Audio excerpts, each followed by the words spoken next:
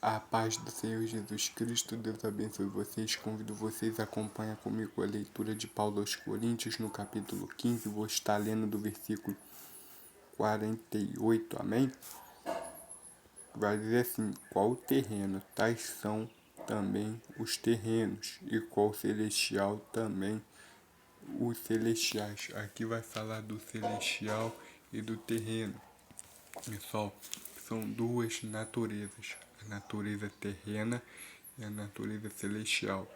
Adão, que foi criado por Deus, a sua imagem e semelhança, ele é terreno, ele não teve, pessoal, acesso às coisas do céu. Ele teve acesso a Deus, teve acesso diretamente a Deus, sim, mas ele não teve acesso às coisas celestes, às coisas que são de outra ordem, da ordem celeste, dos anjos.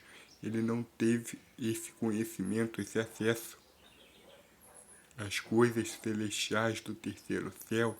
Ele não teve acesso à ordem dos anjos, à ordem dos arcanjos, dos serafins, dos querubins. Ele desconhecia esses seres, porque não lhe foi dado esse conhecimento. Ele tinha exatamente conhecimento com excelência das coisas da terra. Ele dominava com maestria as coisas que eram terrenas. Ele deu nome aos animais, ele deu nome às árvores, ele deu nome às frutas. Pessoal, tudo ele conhecia. Ele dominava, pessoal, a sabedoria mais do que Salomão. Ele era mais sábio do que Salomão. Muitas das vezes, quando a gente fala de Adão, a gente pensa que é só um homem bobo que comeu um fruto, mas não, pessoal. Ele era o homem. Ele tinha conhecimento de todas as áreas possíveis, todas as áreas da terra. Ele tinha conhecimento de tudo e você pode imaginar, dos peixes. Ele tinha conhecimento do oceano, de tudo, das estrelas que ficavam em volta da terra, do céu.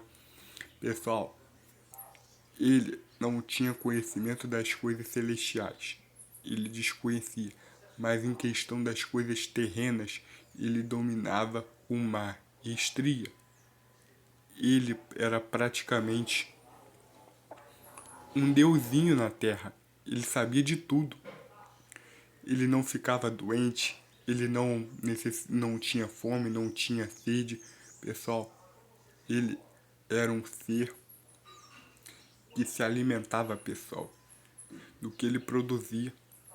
Não para matar a fome dele, mas por prazer, entendeu? Ele produzia, sei lá, ele plantou uma frutinha ali, ele comia uma frutinha que ele plantou, comia, ele lavrava a terra, guardava o jardim.